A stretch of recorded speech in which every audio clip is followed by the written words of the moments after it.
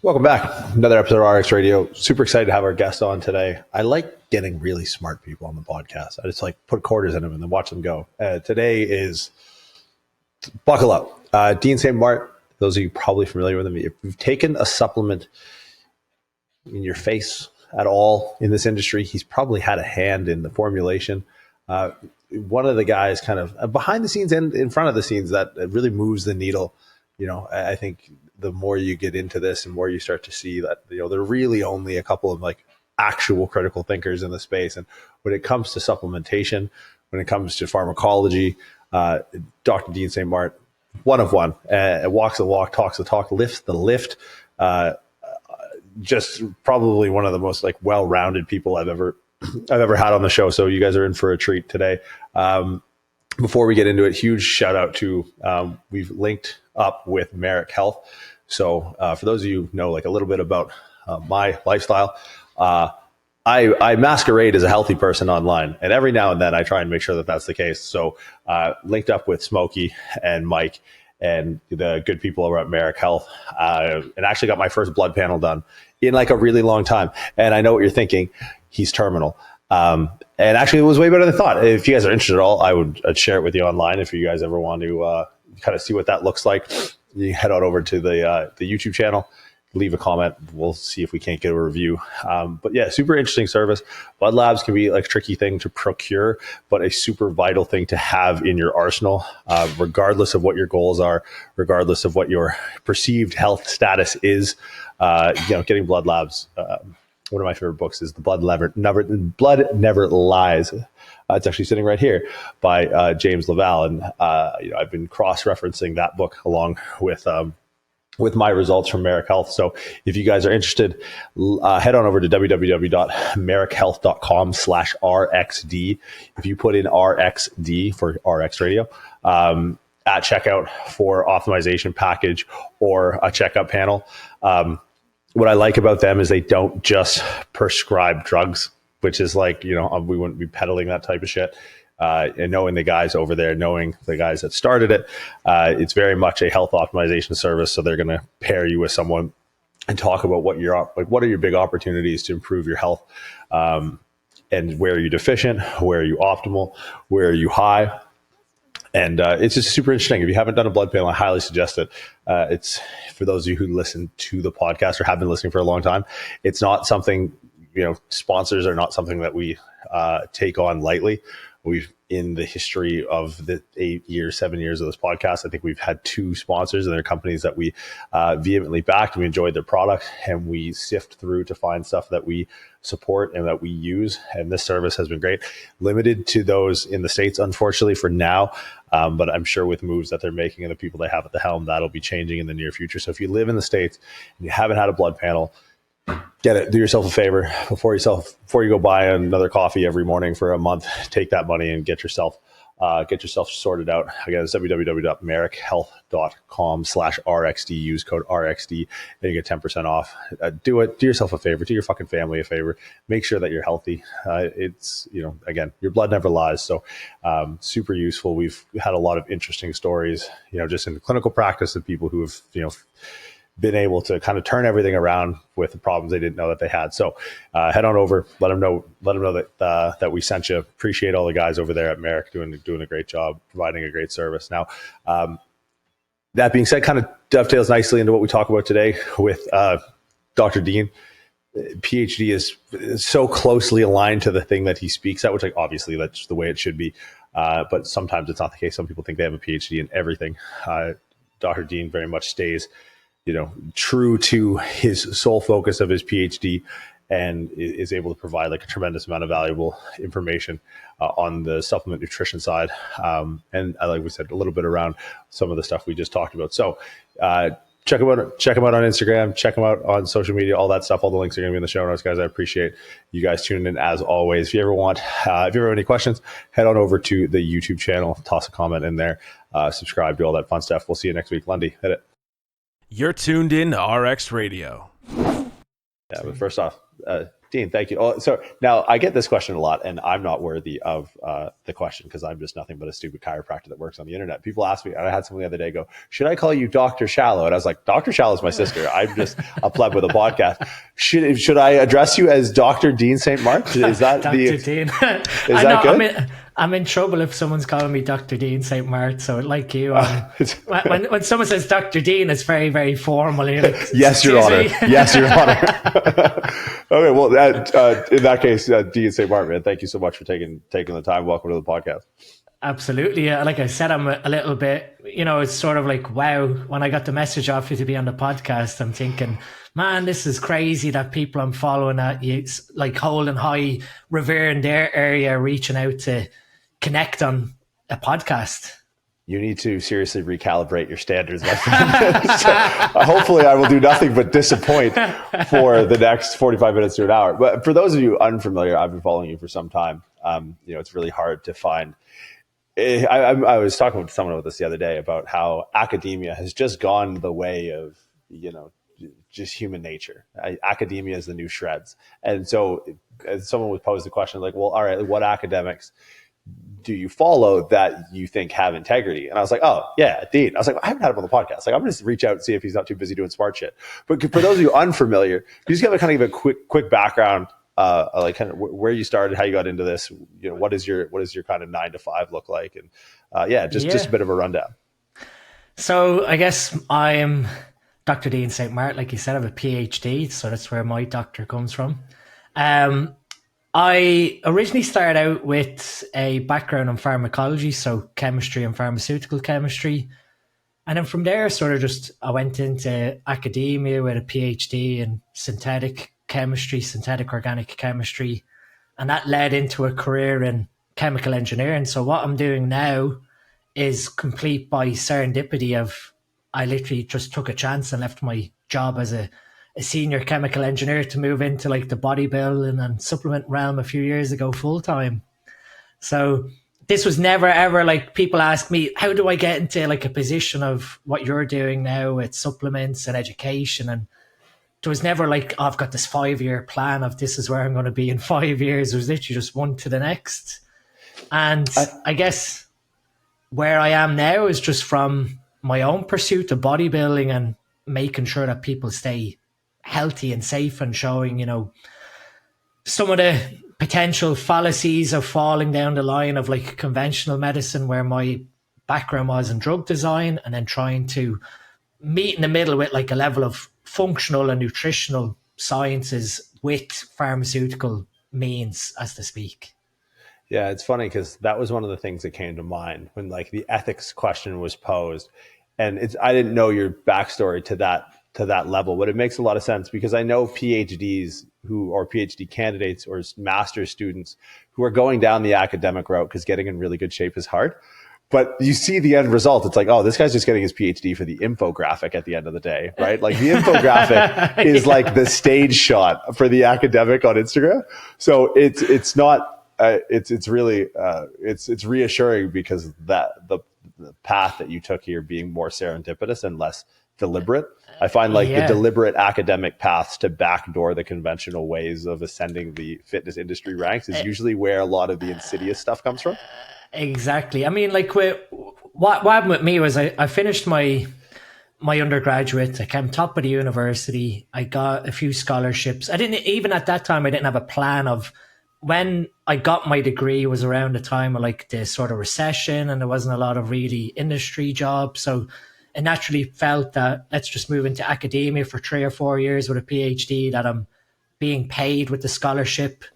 And at the end of that, I was offered to be a principal investigator, to have my own like research group. But then you have to go begging for money in, asking people to fund your research. And I just did not want that to be like, the whole science part was really exciting. You're doing really interesting project work, but then having to ask someone to pay you so that you got a wage, and not knowing whether you had your research group 1 year to the next, it was just so uncertain that the next step for me was I just got a job as a chemical engineer for Intel. And I stayed there for 7 or 8 years in a really, good position. And all in the background, all throughout, I was bodybuilding.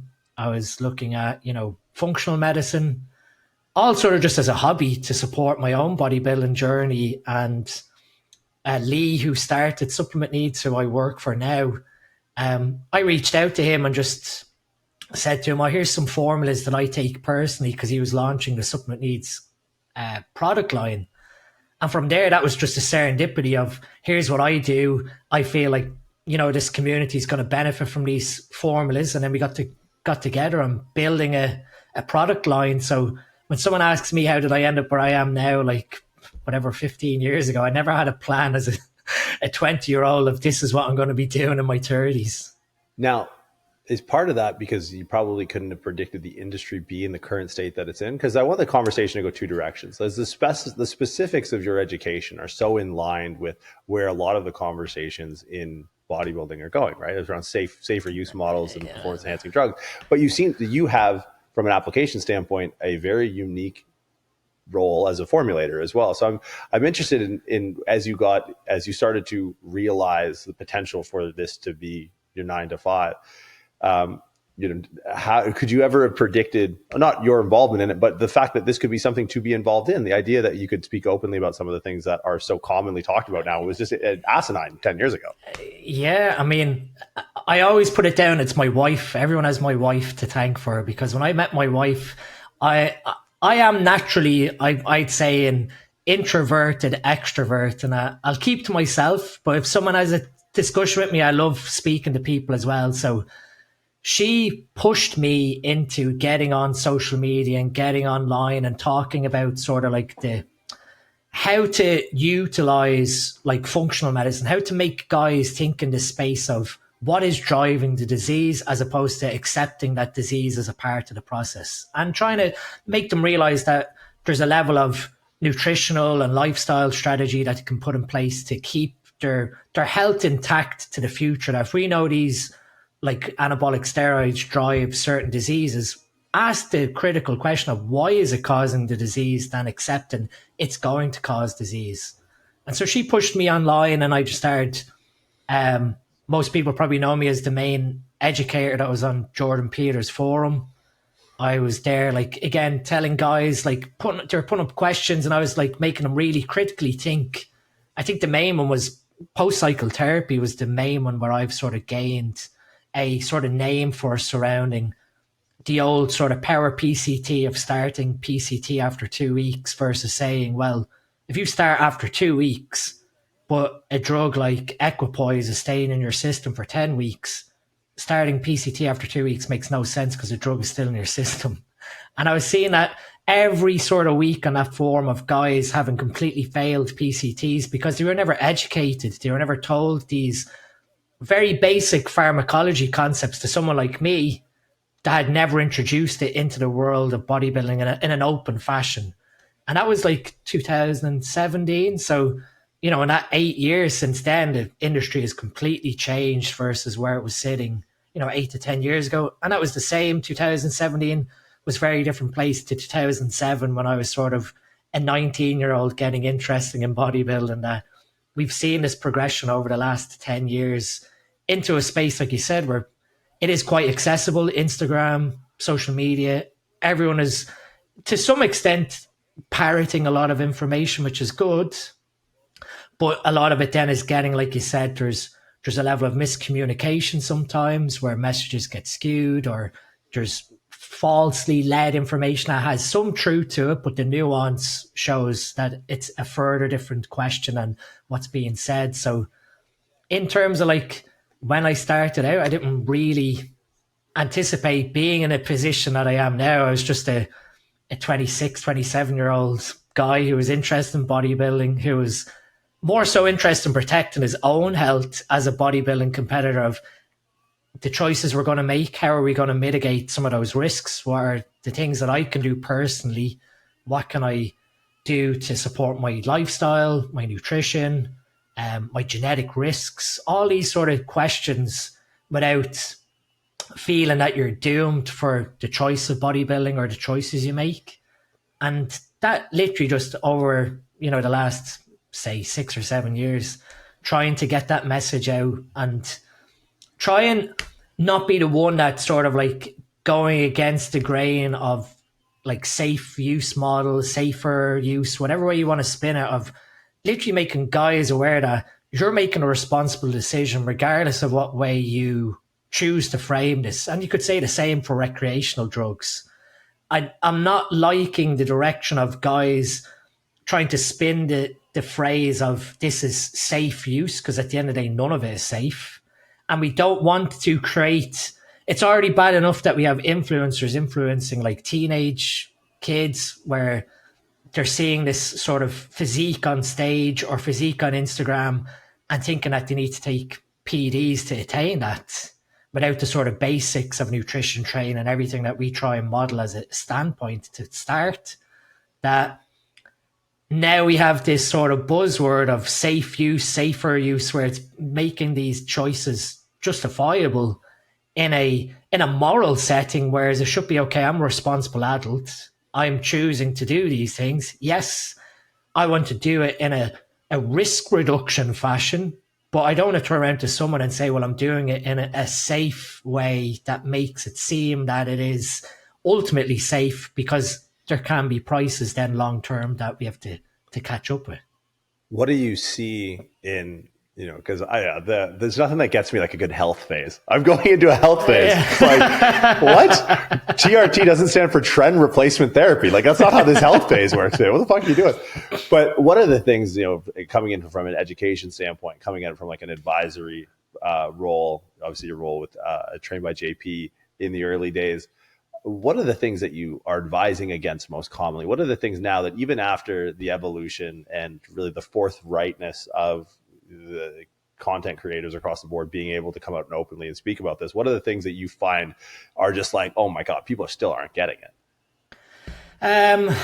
I guess polypharmacy is still a big thing, in that we are using X drug to mitigate Y drug side effects, when at the crux of it, again, it comes back to a level of understanding like biochemistry. So one thing that I'm not against, but I openly speak out against, is just a direct blanket recommendation of everyone has to take like blood pressure medication or this medication because you're using AAS, without allowing that person to understand the complexity of something like blood pressure, where a medication is, I guess, attenuating one aspect of angiotensin, but blood pressure can be hydration issues. It can be, again, issues where the vascular system has not been trained correctly, so they're not doing enough sort of zone 3, zone 4 cardio to train the endothelial cells. Sodium potassium balance towards the hydration aspect. There's all these things where online, as soon as someone goes on PEDs, immediately it's like, oh, you have to take this drug and this drug and this drug to mitigate the side effect of that PED, without, that where I'm coming from is like the functional medicine aspect of asking the root cause question of why. Why is your blood pressure gone up? Is it androgens driving angiotensin 2? If yes, okay, you might need medication. If not, you're either dehydrated, your electrolyte balance is off, your sleep is off, your hematocrit, like your red blood cell production, could be up, so the blood viscosity is elevated. There's all these other smaller root cause questions that I'm trying to get guys to think of before they go the medication route. And that seems to be the thing that as time goes on, that even though we know all these basics and basic biochemistry things that play into the bigger equation, we're still falling into that fallacy of it's just as easy to pop a pill than it is to hop on a cross trainer and break your balls for 20 minutes doing HIIT cardio. Yeah, the prophylactic polypharmacy is always interesting. And the number one red flag for me is if they're not you and they're use the word polypharmacy. It's like, hold on, what's your PhD in again? Oh, you don't have one. Then you don't get to use the word. They love oh man. Anytime I see a post where the term polypharmacy specifically is used, and I'm going, is this Dean's account? Oh, it's not Dean's account. Oh, this is just some fucking schmuck who lives in Bali. Like, oh, okay. But it's interesting because it's not the answer I thought that I was going to get. But as you were unpacking the logic behind it, like it's it makes a lot of sense, because I think the road to hell is lined with good intentions. And usually those coaches that are, is it telmisartan or something like that? Yeah, There's what's the one that's not insulin? The metformin. metformin. Yeah. And these are coaches that are often revered in the space as being, more practicing of a safer use model. But it's like, you're kind of still missing the forest for the trees here, man. Like, I love how zooming out, you get away from the pharmacy and get into the lifestyle. And that's where, that was one of the reasons why when I finished my degree surrounding like drug design, drugs are really, when you say this to someone, it's sort of like a aha moment. No drug has ever been designed to inhibit a biological process. It's been to reduce the risk of that disease process. So, for example, blood pressure medication, yes, it lowers blood pressure, but the main reason why you take it is it has a risk reduction then on cerebrovascular injury. So you stop having a hemorrhage stroke from high blood pressure, less chance of a heart attack, less chance of eye condition, kidney condition. It's all the knock-on effects of the disease. That's why you're taking the medicine. You're lowering the incidence of the disease mechanism itself, but it's the risk reduction that you're using it for. So this, like you said, prophylactic usage of a blood pressure medication, if you have normal blood pressure, isn't reducing any of these risks, because none of those risks are occurring. So looking at like how we design drugs, it's all based off symptoms, really, other than a few select drugs. And that was why the more I started to question myself of how we're designing drug molecules and pharmacophores, it's all set off this person has a symptom of a disease. We're never really getting to the crux of the disease's root cause. And a lot of it is driven by lifestyle and nutrition, environment, that it's a lot harder to buy someone into those changes than, okay, well, here's a prescription for a pill, just take one a day and you'll have a risk reduction. What would be, from a lifestyle perspective, and maybe even like in a list of top 3, poor lifestyle habits that seem to compound negative effects of PEDs, that are the big rocks that can easily be turned over? The big ones. I'd say at the crux of it, nutritional choices in terms of like your polyphenols and antioxidant intake. So, okay. For people who are dumb like me, what does that mean? So the crux of it being like your fruits, your colorful fruits and vegetables being like a big part of your sort of mainstay nutrition, which when you look at the likes of like an off-season bodybuilder who is really pushing the crux of calories, at the end of the day, they might have a few blueberries, a few raspberries, whatever. But in terms of like really colorful fruit and veg, and I'm guilty of this, and that's why when I was doing like the likes of Formulation, I created a product called Heart Stack, which is basically 14 or 15 different ingredients that served a sort of supplementation to your nutrition that is lacking. And that's really when we're looking at supplements, dietary food supplements, they're there to try and make up for a deficit in nutrition. So knowing me that I don't eat a lot of colorful veg just because I just don't like the taste of some of them, I'm going to utilize a vitamin E complex supplement or polyphenols like olive leaf, green tea extract, all these things that we know have really high antioxidant content to supplement that underlying nutrition practice.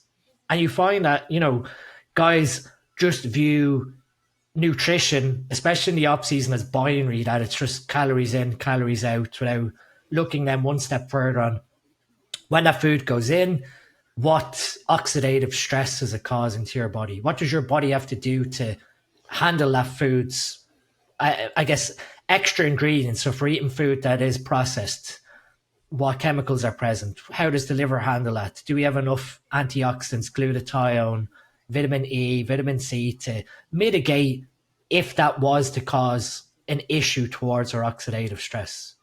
So in terms of like a really advanced bodybuilder is eating quite a lot of food and a lot of processed food to meet the palatability and the satiety aspect, then what are they doing underneath to support that pillar? Because at the end of the day, what is slowly becoming evident in terms of like disease risk being like a PED user is oxidative stress.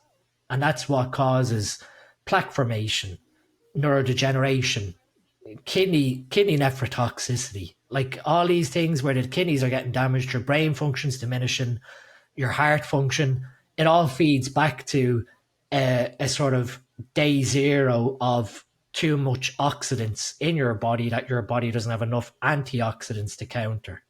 So that's like one of the first key pillars for someone in that aspect to consider. What would you, so let's say you're someone who's just a chicken and rice guy, right? And, you know, or you're a chicken and cream of rice guy because your digestion has gone so far down the fucking shitter that even rice is too much. You need to blend it into baby food. What are the key indicators that you're in a state of higher oxidative stress? How would someone test for this? What are easy interventions? Obviously, you mentioned the colorful fruit and veg. So I'd say you could check one marker on blood work as gamma glutamyl transferase, so GGT is what it's known as. And gamma glutamyl transferase is an enzyme which recycles the 3 amino acids that make up glutathione in your body. So glutathione is the key antioxidant that generally does intracellular detox. And if you don't have enough glutathione, then other systems have to compensate. So you've got about 3 or 4 different antioxidant systems of the body. So by looking at GGT on blood work, ideally the value when we look at a sort of functional marker level, it should be between 16 and 20. When it's outside that 16 to 20 range, so let's say it's higher, and the reference range for gamma GT goes up to like 70, 75. Outside of 16 to 20, we know that your body then is at a higher risk of oxidative stress. And that can come from something as simple as things that guys don't really see as enemies to their body, and that's iron and glucose. They're two of the main sort of oxidants that we have naturally occurring in our blood that if we don't have the capacity to store iron correctly and it's in our blood, it is charged, it will cause oxidative stress to try and balance the charge that's on it. So having a optimal amount of glutathione, which again comes back to your cysteine sources, which would be like your cruciferous vegetables, they serve the purpose then to help with that recycling of gamma GT. So that is like one of the easiest markers to look at on your blood work is gamma GT. And the other one that I like to monitor is alkaline phosphatase, ALP. Because alkaline phosphatase, although it's listed on the liver panel of blood work, it facilitates phosphate transfer inside and outside of our cells, which is critically important for creating ATP, creating energy. And that ATP enzyme relies on an adequate amount of zinc, an adequate amount of magnesium. And when we again look at cross-sectional studies, when that value is less than 70, it's telling us that that person is slightly magnesium deficient, which again has very important features over onto some of our antioxidant enzymes, but also over onto other important enzymes that play into like our neurotransmitter health and our estrogen metabolism. So they're the two sort of main ways that I would keep an eye on someone's sort of oxidative stress risk. You can do oxidative stress risk markers on blood work, but to be honest, they are expensive. They're not very readily available, so you can check for the likes of different types of aldehydes in the blood, which would be byproducts of oxidative stress. Or you can look at lipid peroxidases, so actual byproducts of your lipids, your fats getting damaged. But again, no one really orders these when they're doing a blood panel. So the one that's generally on it is GGT, and that would be sort of your anchor to see, okay, well, I need to increase my cysteine intake, whether it's true to be a level of cysteine in like whey protein and chicken, but not to the same extent as your sort of cruciferous vegetables that you may need to add them in or add in a supplement. Again, when you come back to these are supplements to the nutrition, adding N-acetylcysteine or a liposomal version of glutathione to make up for that deficit. But it always, to me, it always comes back to the first pillar towards like this sort of safe risk reduction, whatever way you want to play it, is nutrition, is what goes into the system is what dictates the response. So you bring up hematology, and blood work is something that's been, the service around blood work has been a big industry, right? People getting labs done. And that wasn't a thing when I started, into the bodybuilding, powerlifting world. The idea that you could just, I have a service that goes to my clients' houses, and Yep. the phlebotomist pricks them, brings it back, and they take all the panels I want. Like that, what a luxury this was. Like, there are equal amounts of people that I work with that are getting blood work to see how fucked they are from taking too many drugs. And on the other side of that, people who are very much against drugs, because obviously most of these are born out of, the TRT clinics and things like that. Although, I guess I'm trying to ask an inverse of a question that we just sort of covered is, what do we look at for people where, because I deal with a lot of people who are in opposition to hormone replacement therapy. And obviously, like you said, and you kind of hit the nail on the head, I think, with the sort of your last quote or soundbite about nutrition being the first intervention. But what are some things where, if you were to advise someone who might have a blood lab of like, hey, you're a candidate for testosterone replacement therapy, you actually would be healthier if you augmented with exogenous testosterone. What's your approach on that side of the aisle? Obviously, we get too lost in the bodybuilding world, but it's like, well, no, there's utility here. How do you go about that? Absolutely. I mean, and I only raised this recently when I was talking to a TRT clinic provider in the UK of we're heading to this sort of era where we know there's positive benefits, like you said, towards metabolic health from having an optimized testosterone level. And what we mean by that would be, for example, insulin sensitivity. So we know that as we have lower levels of testosterone, as they decline, our insulin sensitivity, our ability to oxidize glucose, to use glucose, changes. And so when we start to lose insulin sensitivity and we're not able to utilize glucose efficiently, that can potentially feed into lipogenesis. So we start creating visceral fat cells and everything like that, which then further drives this further metabolic disease that someone might be adamant that I'm never touching TRT and their testosterone level is, say, 8 nanomolar, for US measurements, say 350, 380.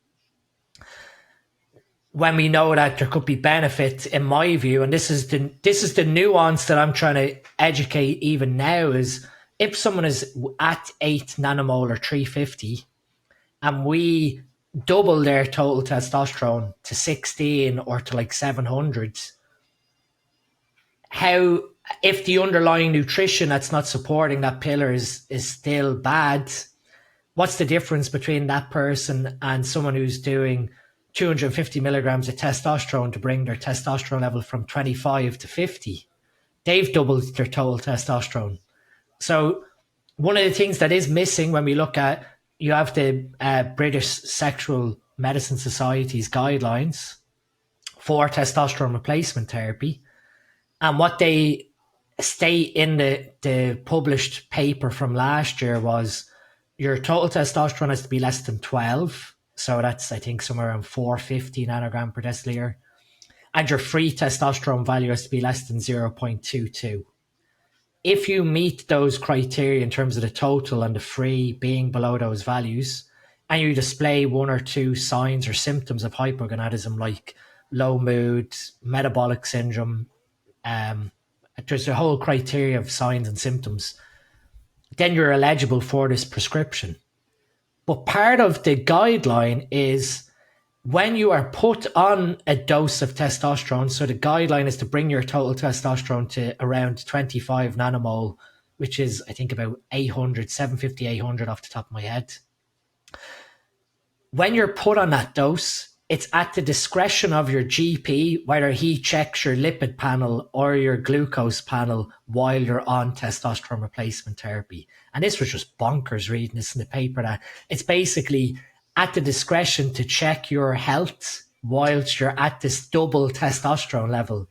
And then I'm thinking to myself, well, no wonder people are having this stigma associated to higher rates of cardiovascular disease when you're on TRT, because you're basically handed the hormone and then told, right, there you go, you're now at an optimal level of testosterone, but your underlying nutrition and lifestyle is stayed the exact same. That yes, you are now in a more anabolic androgenic environment, but all the nutrition practices underneath driving oxidative stress are now being amplified by the oxidative stress that androgens cause themselves. That there is no discussion surrounding like, okay, here's your prescription of testosterone replacement therapy, but from now for the next 20 years, these are the nutritional pillars that you need to follow to lower your risk of disease that's going to be caused by this hormone level. It's crazy, and it's not even being spoken about. Is it safe to say that the relationship of risk to increasing AAS profile and the relationship to benefit of increasing testosterone profile, one is super linear and one is linear at best? Like, does that actually make someone unhealthy or less healthy because we're taking this bad thing, fanning the already big flame, and we're taking this low thing that the benefit, like, is the juice worth the squeeze in that instance? Yeah, like what you're sort of one way we can put it would be, let's say a person's hypergonadal and they have hypertriglyceridemia, so their triglycerides are sky high because they've basically got fatty liver. Their liver's not able to process fats correctly. Now, when we implement a higher testosterone level, they're more so metabolic flexibility in terms of like their thyroid hormone conversion improves, their insulin sensitivity of their cells improve. In that case, it's sort of like you're sort of damned if you do and damned if you don't, because on one side, the hypertriglyceridemia from the hypogonadism slowly over time is going to probably trigger off arteriosclerosis. On the other side, the improvement in your fatty acid oxidation and your utilization of fats now because of your higher testosterone is removing that risk, but also increasing risk because of if that oxidative stress that's happening because of increased cellular turnover now, because you're turning over more proteins and whatever. If that's not managed, which one is better than the other? And it's very hard to say the increase in testosterone produces a higher risk reduction than leaving you as hypogonadism. And that's sort of where I think that there is great value in testosterone replacement therapy for a hypogonadal person in terms of like even quality of life, mental clarity in terms of how it affects your dopamine transmission, your sexual function. But it does have risks that it's all being played out to be this super great intervention that everyone over 40, 45 should be considering. And a lot of the time I get guys who will come to me for discussions over this who are, mid 40 and they have their testosterone panel done and their testosterone level is 20 nanomole. So they're pretty much nearly at where they'd go with TRT. But for some reason, they've been spun this idea that TRT is magical. Everyone is doing it. I need to get on TRT. And you're sort of, hang on a minute. You're already at that optimal testosterone level for your age. There is no discussion here. Like even going from 20 to 25 nanomole, which is what? Let's say 20% increase. Is it really worth having to inject yourself pretty much twice a week? Or if you're going to microdose it every day for the next however many years that you decide to do it for a 20% increase in your total testosterone. It's just, we're really driving these messages on in an online space where, like you said, and what I said earlier, it's becoming very, very accessible that people are then creating almost like this comparative syndrome to speak of, I need to be on TRT because that celebrity is talking about it on social media and he's saying it's amazing. But they don't know where his total testosterone was before he went on TRT. Yeah, it to me, it always seems like the physiological equivalent of borrowing from Peter to play Paul. It's like it's just sort of this never-ending chasing the tail, and like the devil's in the details. And obviously, like going into the nuance around, well, what are going to be the negative effects that scale super linearly versus what are going to be the positive benefits that likely scale linearly to sublinearly in some cases. I want to switch gears and talk now on like the supplementation side of things, like over the counter. I was talking to Vigorous Steve the other day, and we were reminiscing on how crazy it was to be a kid in the fitness industry in like 2006. And I listed off the shit that I just got over the counter that I know that people would literally murder for right now. Like I could walk into a GNC in Windsor, Ontario, and without batting a fucking eye, this little Lebanese lady would unlock this counter and hand me methylated testosterone. Like I know people that went into like liver failure at like 18 years old. There was a drug called M-Test in Canada. Dimethylamine. It's like, you know, I have friends that have gone through like hard drug rehabilitation. And it was like, yeah, I was like, they explained to me what like crystal meth was. And like, remember when we used to take Jack 3D? Imagine like 10 scoops. I'm like, the fact that you could make that comparison is insane to me, because there does seem to be alongside the performance enhancement, PED development in education, accessible information, whether it be good or bad. The supplement side has been equally, if not even more so, maybe more prevalent. Like I remember, I don't know, I'm so nostalgic talking about this. Do you remember a supplement? I think it was like, it was called Nano Vapor. Do you remember this? Do you know where I'm going with this? I do. I'm telling you, as an 18 or 19-year-old looking back, I sometimes cringe at what I spent some money on to try based on muscle tech ads or whatever. And then you're looking back and going, you were dumb as shit to fall for like stupid. There was this Nano Vapor container I remember because it had a warning that you shouldn't leave the lid open for too long. So like we and my friend were like just like disarming a fucking proton bomb or something. I was like, okay, so it was like when in Lethal Weapon, they're trying to pull the guy off the toilet when the bomb's on the seat. He's like on 3 or like 1, 2, 3, then go. Cause it was like, yeah, don't let the vapor get out. And I was like, what am I doing? Fucking nangs here? What do you mean let the vapor get out? What have you seen has been the biggest improvements in either the quality of information or the quality of supplements? Like what are things that you think, you know, and maybe you can't say unequivocally, but like what are supplements that have emerged in the last 10 years that you're like, oh, wow, it's so amazing that this is now readily accessible? I think, and to bring back to nostalgia, I think we've all fallen prey for BCAA supplements like 10, 15 years ago of training, drinking BCAAs, thinking BCAAs are this golden grail. And then you're like, hang on a minute. That now we sort of see the beauty of like transparently dosed essential amino acid supplements where you're actually getting the full spectrum of what you need to incorporate into tissue from a nutrition perspective, that we've all fallen for the hype of fancy foamy BCA products that you magically drink, or you know the whole thing like with Nano Vapor. It still brings back a fond memory of me training with my dad when I was 19, and at the time using as we said Nano Vapor Createch. Did you ever Createch? Yeah, oh yeah, everything. Muscle Tech's creatine. It was literally 70 grams of sugar with 5 grams of creatine. And literally post-workout, mixing it up, drinking it, and within like 15 minutes, spewing my guts up because of it was basically maltodextrin and dextrose. your stomach couldn't absorb that much sugar in one go if it tried. Oh yeah. But like, you know, we were all sold on the science that you needed sugar to drive creatine synthesis. That is now just there's that much research that we know it's not, just doesn't need to happen.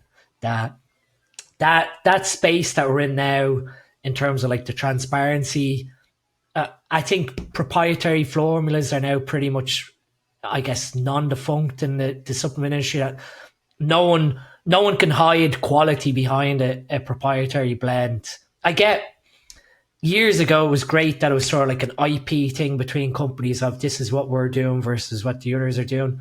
But again, there was no internet really to speak, so you had to rely on what was being advertised in store or in a magazine. You didn't really have, like now I can just print a Google, I can compare like 10 different products in the space of minutes to see who's actually truly dosing, what does the research say, what does here, there, everywhere. You couldn't do that when we were like 19, 20. It was sort of like you were taking it with a pinch of salt to what was being said in the magazine as a naive kid, basically. And then obviously as we all age, we ask more critical questions. And I guess now with social media, like you said, there's people like us who are speaking out. You know, that was one of the first things that I really spoke out about supplementation wise when we started doing things with supplement needs was everything that we created was dosed to how the literature said. So the products were going to cost a little bit more, but I couldn't morally create a product that, firstly, I want to take personally to make it for me, and then have someone else take it, knowing that it's half dosed or hidden proprietary blend where you're mixing a small bit of active ingredients like a pre-workout, and knowing that like 400 milligrams of it is caffeine or DMAA, like you said, where people are like, this is great stuff, and it's clearly because you've got black market stimulants hidden inside the product. What if you were to, I mean, just saying quickly, Yeah. like if you said you like go across Google now and I can compare side by side. What do you look for? Like if someone were to sit there, like, okay, if God, I don't think kids listen to this because I'm not on TikTok, and I usually, I'm disparaging to anyone with dangly earrings. But if God bless, there's a few that listen, tell your friends, like what now, and maybe how has this evolved over the years? Like, what do you look for? Like, hey, pre-workout, for example, what is at what dose? These things are kind of like the best ergogenic aids that we can get that aren't. I think we've now, like, one of the ones that is really like sort of esteemed and we've got so much research on is like how citrulline plays into like the arginine and ornithine cycle for blood flow delivery. So we've done that many sort of human trials to speak that 6 grams of pure L-citrulline is like what you're looking for clinically in a pump aspect of a pre-workout. Whereas you look back at our time again, like reminiscing, it was all like citrulline maleate, which is like a 2:1 citrulline to malic acid. So you got people being very clever putting 6 grams of citrulline maleate into the pre-workout, which was really just 3 grams of citrulline overall. So they're sort of bending the truth a little bit to save a bit of money because pure citrulline is a lot more expensive than citrulline maleate. So in that aspect, you sort of see where the transparency of the industry changes, where no one uses, unless they actually sort of state that they're using citrulline maleate for malic acid has some properties towards metabolic buffering. You won't find anyone really using citrulline maleate now in a pump formula because of they're going to be called out for it, unless they, like I said, they're transparent and say we're using it because of this. Another one that is quite well sort of established would be beta alanine towards like generating carnosine in the body. But again, beta alanine is one of these ones that you either like or you don't because of the paresthesia, like the itchiness that comes to your face from the beta alanine, which we had a nice discussion a few years ago that sometimes people put that in a product, not just for the ergogenic benefit, but for the psychological aspect. So someone takes a pre-workout, feels a tingling on their face, like, oh, the pre-workout is now working. It's one that I've never used in any of our products just because it's one of those ones where people like either like their face melting before they go into the gym or they don't. Yeah. Set me on fire. So, I need to feel something. And that way, and that's like another, like a psychosomatic association that the product's working. Caffeine can take like 60 to 90 minutes to peak, whereas beta alanine can take 15 to 20. So you're still in the middle of your set, and the caffeine is still peaking, but because the beta alanine's kicked in, you think it's raring to go and it's all in your system. What else has sort of changed? We've now become a little more complex in that we appreciate like the beauty of nitric oxide.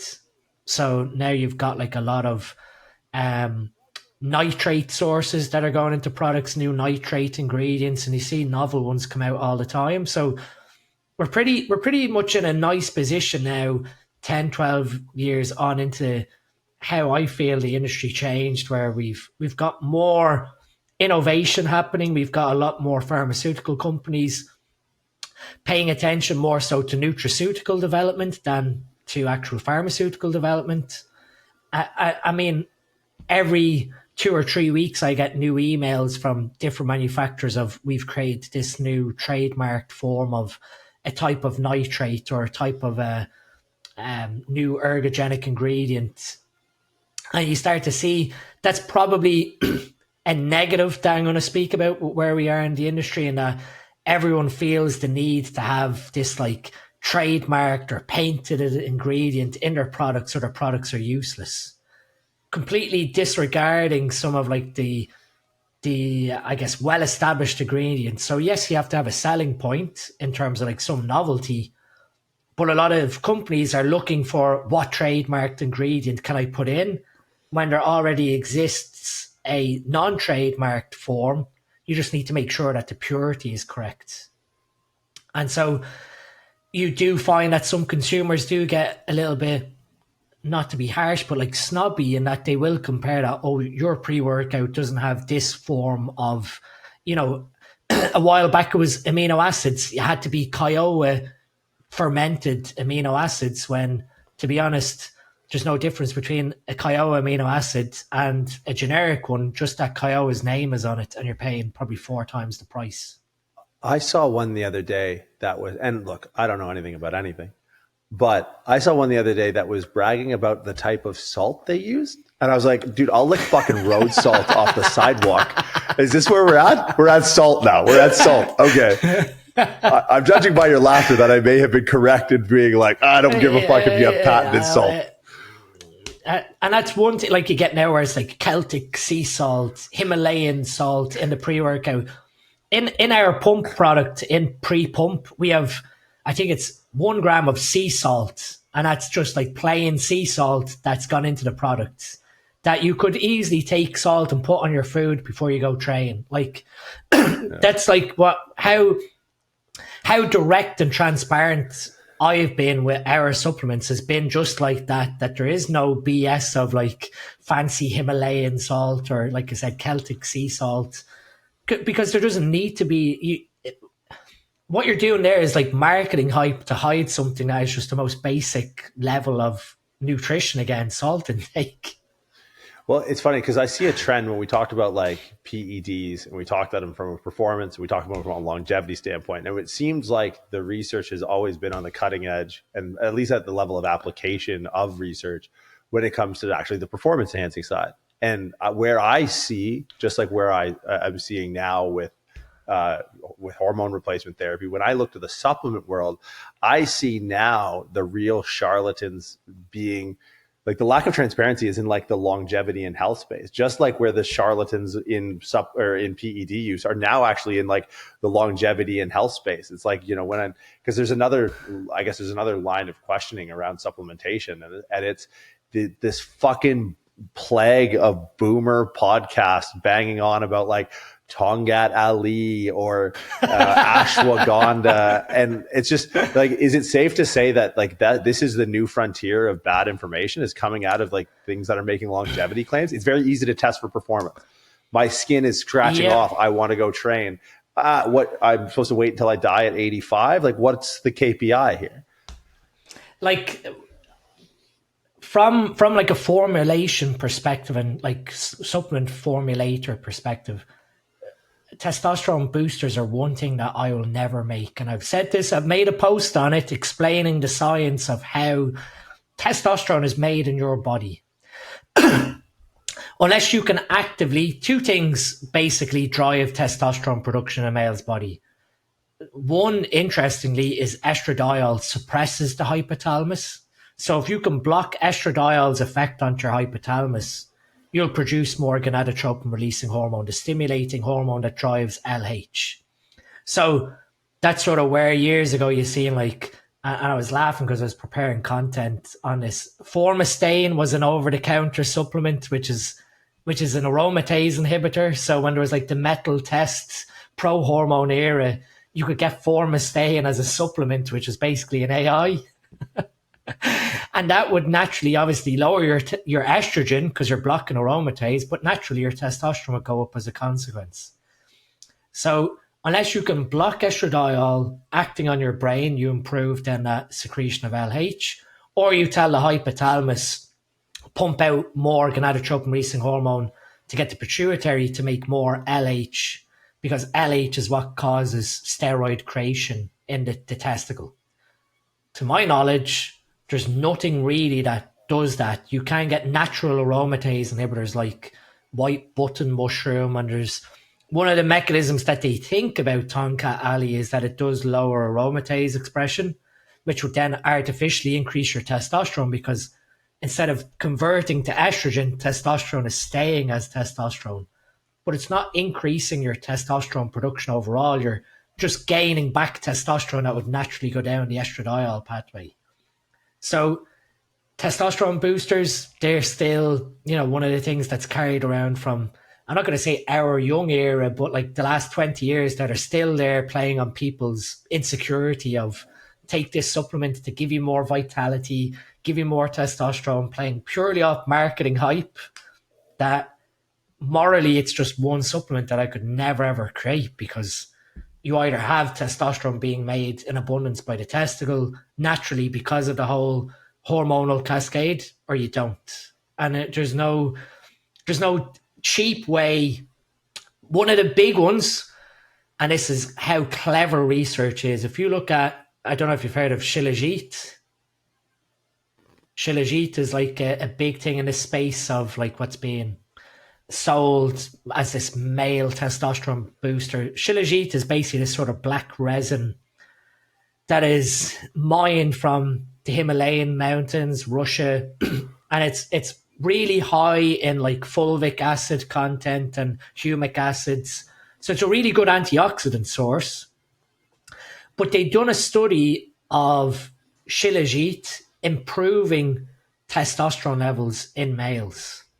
But when you actually look at the crux of the study, it improved adrenal conversion of DHEA to testosterone. So males make testosterone in the adrenal gland in about a 2 to 3% fashion, and then the rest of the 97% is in the testicle. The paper showed this increase in total testosterone, but it purely came from the adrenal gland in like a 2 to 3% fashion. You have guys say this is going to massively boost your testosterone, when it has such a minutiae effect over onto the adrenal that overall a 1 or 2 nanomole increase in your testosterone probably happens naturally day to day anyway. Do you call a foul when you read research like that? Oh yeah. Like, just, yes, the underlying message is it does increase testosterone, but selling that to someone as driving testicular testosterone production is completely false. And that's, when you look at research like that and you see who's selling these things that as a testosterone booster, there is no transparency there of, oh, by the way, that Indian study that studied this in males improving testosterone, it actually came from the adrenal gland. So we can't guarantee that you're going to see the same effect on your testicular production. Is there any utility in doing the research? Because I can think of biomechanics research that has insidious self-serving undertones that is just like, okay, I know based off of the way this study was conducted that you were gerrymandering the methods so you got this result. If people don't know how to interpret it, then you're going to see a positive outcome and you can say this is evidence-based or whatever. Is there a biochemical utility in even measuring adrenal production of testosterone or something that will help improve it? Or when you see something like that, you go, wait a minute, this is an academic sleight of hand. This is the equivalent of Photoshop or massaging research in this case. You only measured this so you could get a positive result so that you could market it. Do you see it through that lens? Yeah, that's that. Well, for that paper, yes. And you have to actually read through the paper until you get to the table, and you see the conversion aspect of the table as opposed to what the abstract is saying. So that again brings up like a good point surrounding like science abstracts are amazing to get quick conclusions. So again, this is sort of where anyone can argue anything. And that's what the beauty of the online space is now, that I don't know really surrounding, like, because I'm no expert in biomechanics other than just reading a couple of books, that especially in sort of the pharmaceutical setting or nutraceutical setting, you'll have someone ask, oh, where's your evidence of like the claim for your evidence base or the evidence of the claim? That anyone can go and just type whatever they want into PubMed, be very selective in the key search terms they want to find, and can probably find a good abstract to suit what that bias meets.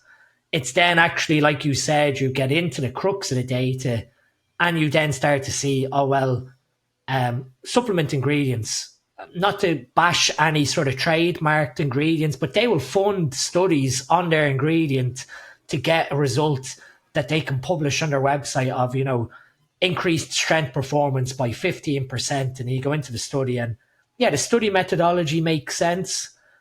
But then you start to question, well, how much money has been paid to change this? We published a paper. Anyone can look at it. I published a paper with Dr. Guillermo Escalante. Do you know Dr. G Fit on Instagram?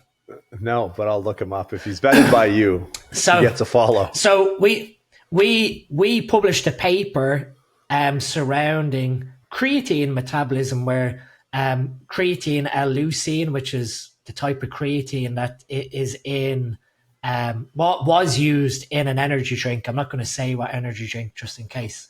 Wait, is this the super creatine? Yes. Okay, so, great. I don't care. I'll get sued. I don't give a fuck. Super creatine. We basically, a study was paid for by Monster to disprove super creatine. And when you looked at the methodology of the paper, none of it made sense and how they done the actual comparison.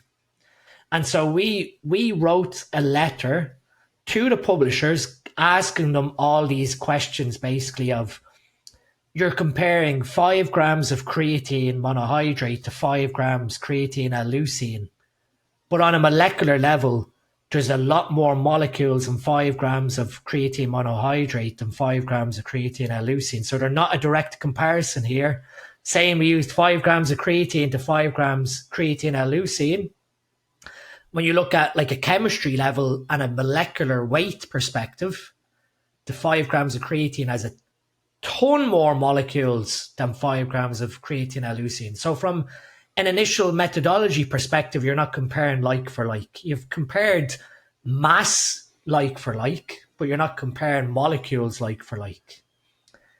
And then when we went through all of the research questions, like they showed like saturation levels of creatine that didn't make sense. That when we published our letter to the editor to them, their response back to us was, well, then why don't you go and do the studies to disprove what we've said? That was the reply. This is where we're at. Humans are awesome. Like we literally dispelled all their research. And it's a post on my Instagram. If you go back, I call it Bias, the Detriment of Science. And I showed our research questions to this paper. And the reply back from them was, oh, well, then you go and do the research to disprove what we've said. And it's sort of like, in that instance, you've made a claim. We've completely debunked your claim with all these critical questions. So you as a researcher need to go back and redo that study with our questions included to validate your results. And that's, this, like when the letter came back to me and Guillermo, I was like, it's like we're talking to a 12-year-old arguing over his homework. It's not like this. And the guy who published this paper is well esteemed that he couldn't just put his hand up and go, oh yeah, I completely get what you're saying here. We need to go back and do this. Because at the end of the day, who funded the study and who paid him? And you go back through the chain of it that he could not admit his mistake because of the funding that was involved. And it's insidious, like you said. It's just, you follow the paper trail and science is getting really turned around, where the good guys who are just like, want the betterment of science are the skeptics that are being like, I guess not vilified, but it's sort of like, well, you've made a claim there and it's not right because of X, Y, and Z. And then you're being asked, well, where's your evidence to support what you're saying? It just comes into a big shit show in the middle. Yeah, the fact that the burden of proof falls back onto the consumer is a sign of the times, right? Like, that's insane. Yeah. How does this intersect with your life? Like, what does your day look like when it comes to everything you know around nutrition and pharmacology and biochemistry and supplementation? Like, what are the conscious efforts you make what are the nuances that drive your decision-making process? What's a day in the life of your brain as it interacts with this subject matter?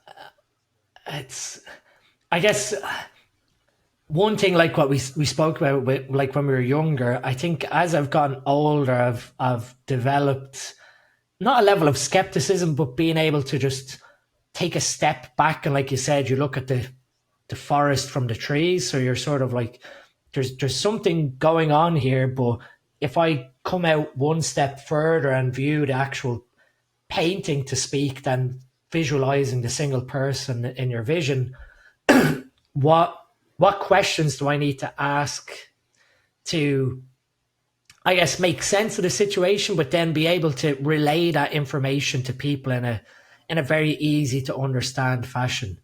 And it's like, to take it back to like with the nutrition aspect, being able to tell guys about polyphenols and antioxidants. You're like, well, what are they? And you're able to look at like cardiovascular disease research and see through the nuances that, you know, we were always arguing that it's cholesterol that's the enemy and LDL is the enemy.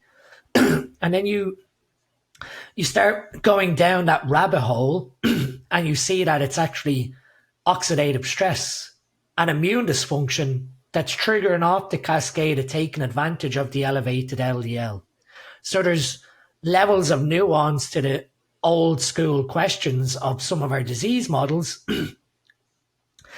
that, again, there's resistance there, that it's always, oh, LDL has to be as low as possible, when the branch further out from that I've sort of viewed over the last 10 years is, yes, focus on LDL, to make an example of keeping it in control. But you could have LDL particles, like your bad cholesterol, in control in your blood work, but it's being oxidized from oxidative stress. And that oxidized LDL is one of the sort of starting formations of plaque. So it's not just about keeping LDL particle number down, it's about keeping the oxidative stress risk of the body down so the LDL doesn't get damaged as well. And it's, I guess, looking at things like that from the functional medicine aspect of, why is the problem happening? Why has function been lost? Why? Asking consistent questions without, I guess, accepting, well, it is because it is. And that's what sort of drives, when we've formulated now well over 50 products, all tailored surrounding different things like your thyroid stack, liver stack, heart stack, kidney stack, whatever. They all started with looking at, well, here's all the symptoms that occur to that disease. Here's all the biomarkers that we check. Going through PubMed and looking at stuff that's been reported either through clinical trial or anecdotal Chinese medicine, and trying to create links between the root cause. So again, like heart stack, oxidative stress. Well, then here's a whole bunch of antioxidants in this supplement to help, I guess, implement with the correct nutrition to help offset that LDL risk of oxidation. And so that's sort of what my day-to-day surrounds, looking at root cause problems. People do, consult with me over blood work in terms of like the PED industry. I do have some people from a general health perspective, but they come to me again because I'll take that polarized lens of, here's your blood work. And this is a great sort of, I guess, message to give, that just because your blood work is green or good doesn't mean you're disease free. And that is a big thing to take away from, in terms of that example of the lipid panel. Just because your LDL is quote unquote on normal range doesn't mean it's being not oxidized.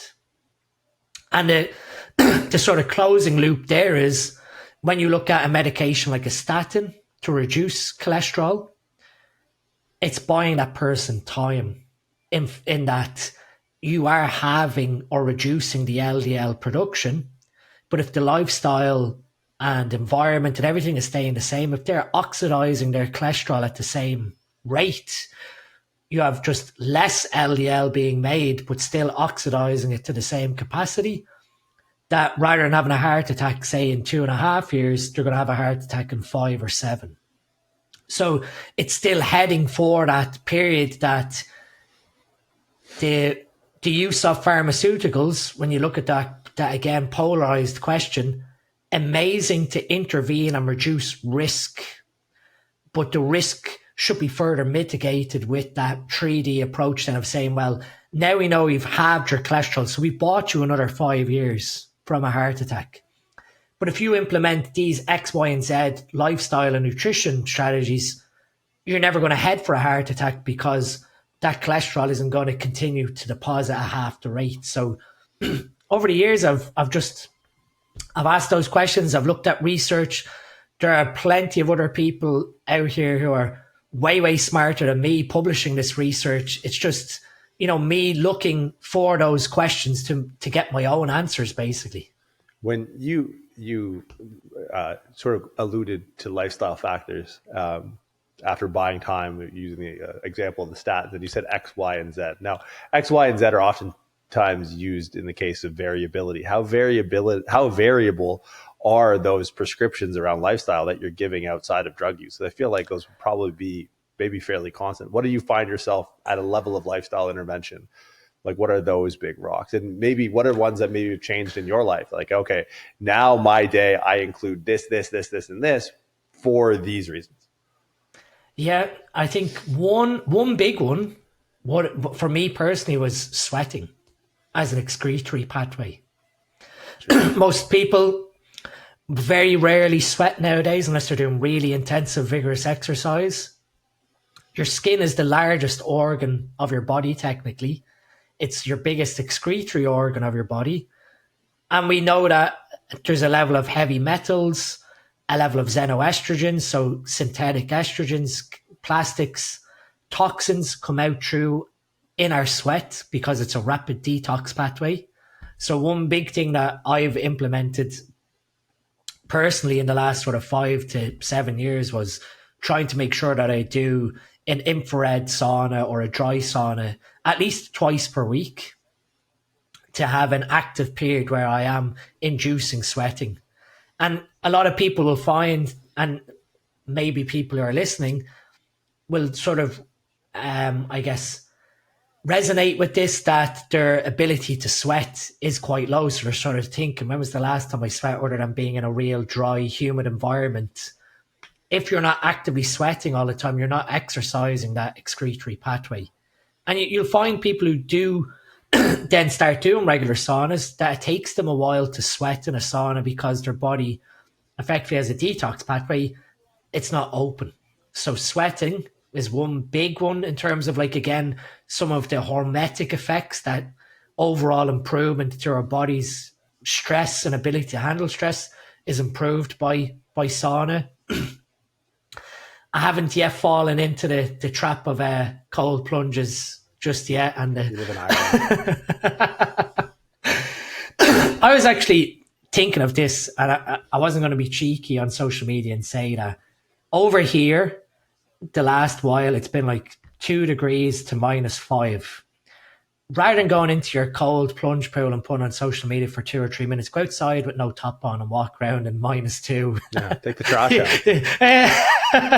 That's your cold exposure. I was sort of thinking in my head that why aren't people sort of thinking that walking outside in the cold is cold exposure? You don't have to get into an ice bath to have the same sort of effect.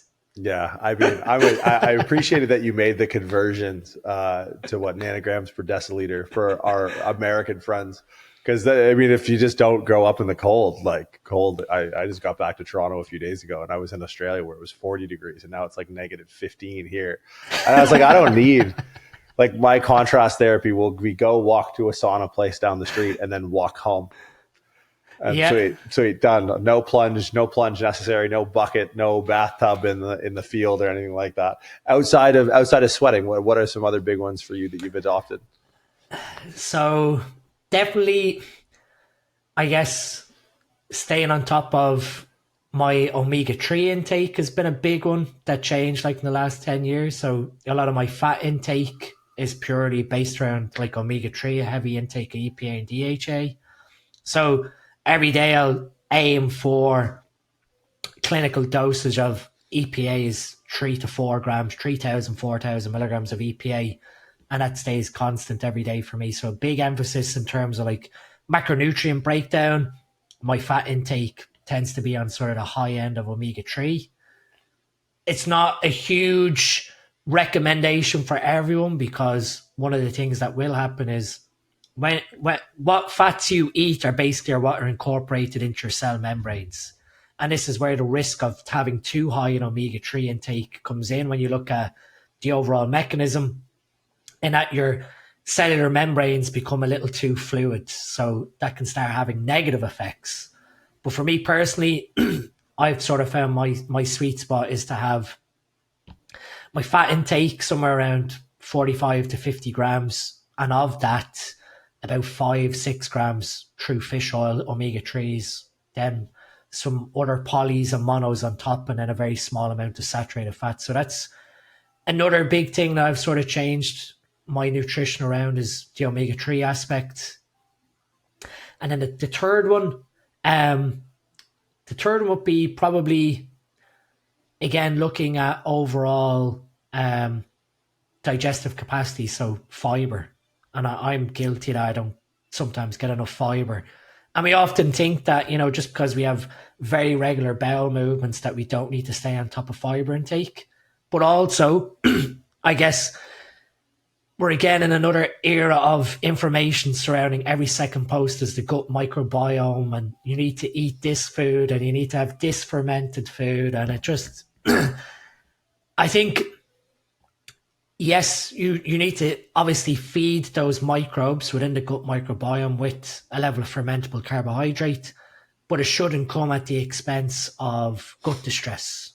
So you'll get guys like smashing 40 grams of fiber in because some nutritional influencer on Instagram said you have to hit this 35-40 grams of fiber per day, ending up with like a swollen tummy, very like loose stool, gas production, where clearly their digestive capacity for that fiber just isn't there, and they'll continue to still smash it thinking that they're doing good. That there are times when you'll need fiber to help things move along, but also go by your digestive ability. So if you're having one stool movement at the same time every single day, and it is, a type 4, if you're going to classify them, everything is smooth, everything is perfect, then you don't need any intervention, or your gut microbiome, your digestion, your absorption, everything is good there. That just don't fall prey into, like what we said, you've got guys putting out snippets of research surrounding, well, this is bad for you to eat, or this is what you need to achieve each day for your gut microbiome, that we're all so individual.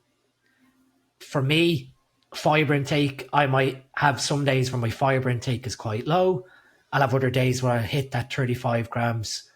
Really all depends on that day of itself and what I'm aiming to sort of achieve across the week. So it's not a set in stone goal that every day I have to box off this 35 grams of fiber. Yeah. Wow. I mean, I like, so they're simple and they're sophisticated. And I think the only difference is the level at which you do it. So like, I love the sophisticated approach, because the answers, and I don't know what I was expecting. I mean, I'm like following your content, I guess I was kind of right online, but like, I think most people, when they enter into podcasts with, because your PhD is in like mass spectrometry and organic chemistry. Fluorescent spectroscopy. So my PhD was really cool. I made a new class of fluorescent molecules, and the whole guide was basically glow sticks. That's the way I say it. And the way I tell like stories of when I was in the lab, we'd go like out to a nightclub, and I'd be wearing like jeans in the lab, not paying attention. And then I'm in a nightclub and there's this big fucking green blob on my knee. I'm like, what the? Where I've splashed the chemical I'm working with onto my knee, not paying attention. And then obviously you're in UV lights of a nightclub and you've got this like Hulk juice glowing on your trousers. Christ. So my PhD was cool. We were trying to figure out why they glow, make new analogs of them, and improve how they glow. And one of the cool things out of that was these fluorescent molecules, they had no sort of photo bleaching. So, like the way I explained, when you break a glow stick, it eventually dies. This molecule, no matter how much UV radiation you hit it with, it basically kept glowing. So it was like a never-ending glow stick. So between that and, can you synthesize MDMA? Because I might fly over to Ireland like right now. I'll spend a weekend, man. I'm here for it. There was some of that stuff in our synthesis lab. There was a neuropharmacology lab down below us, and then one of the guys who was in my research group was hired to speak to make angel dust to do some experiments on the rats. So that was pretty cool seeing him do that in the lab. I feel like I want to go back to school. I can't believe I ever would say that. That sounds like the most fun ever. Well, hey man, I appreciate you taking the time. Now, for those interested in getting more familiar with your work, reaching out to you, where can they find you? Instagram, Dean STM on Instagram, or we've got supplementneeds.co.uk is the company, and the education platform that we have is SN Education. So that's sort of where I put a lot of the higher level education stuff for like paid members. So they're the three main places to catch me. All right, awesome. And we'll make sure to put all in the show notes again, man. Thank you so much for your time. Glad we were able to catch up. Thanks a million, Jordan. Appreciate it.